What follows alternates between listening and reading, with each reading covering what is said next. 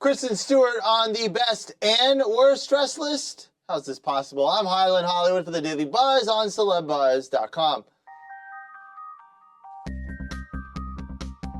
Lots of red carpets this week, so who was a hit, who was a miss? To make sense of it all, we have our senior style and beauty editor, Kristen Koch, joining us from New York, and she has a friend with her. You have a mop, or is that an animal? What's going on there? It's Dakota. Dakota wore her red sweater for our red carpet recap today. Okay, nice. Oh, Dakota's a girl. Is that what you're telling me? She is a girl. What a bitch. Okay, let's start things off with Kristen Stewart. She's been everywhere, obviously working overtime, promoting her movie that comes out this weekend. What was your favorite look of hers this week? Well, I loved what she wore to the LA premiere. It was definitely daring, that champagne lace dress. But, you know, I think she pulled it off, and she shows how to work the sheer trend by pairing it with a more elegant, classic silhouette like the long ball gown. So you sort of don't even notice at first that she really doesn't have any pants on until you take a closer look and see that you can see her underwear. I'm sure there were a lot of perverts who looked nice and close at that. There were some looks, though, that you weren't digging of hers this week, right?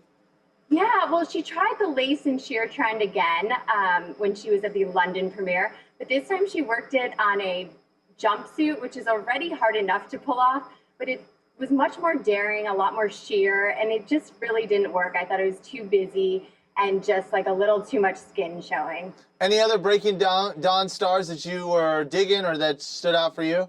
I think Ashley Greene has been a total style star this week. She really nailed it at the premiere in a very romantic gown.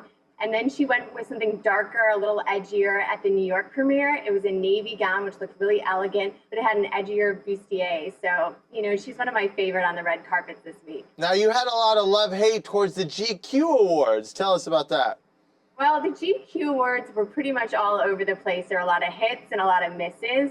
One of my misses was Diane Kruger, who tried the cutout trend. And, you know, Diane Kruger can pretty much pull off anything. But in this case, her cutout dress that was barely held together sort of reminded me of Julia Roberts' first outfit in Pretty Woman. I just think she went a little too far on that one.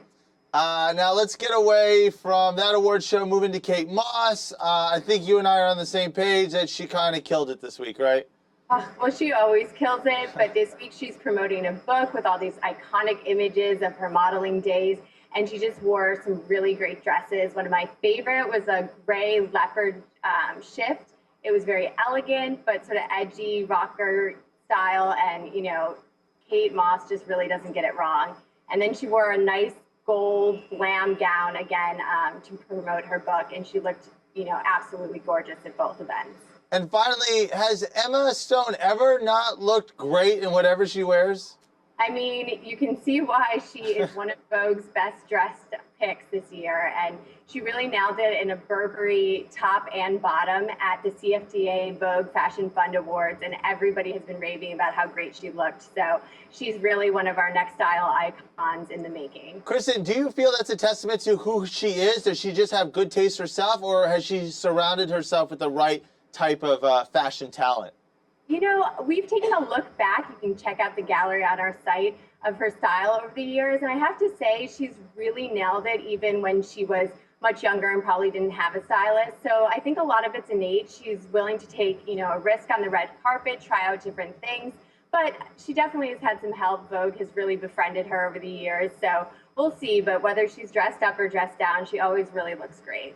Kristen Koch, have a great weekend. Thank you so much for hanging out. Let us know what you think about these fashion hits or misses. Use the hashtag #TheDailyBuzz. And for the biggest stories breaking right now, head on over to CELEBUZZ.com.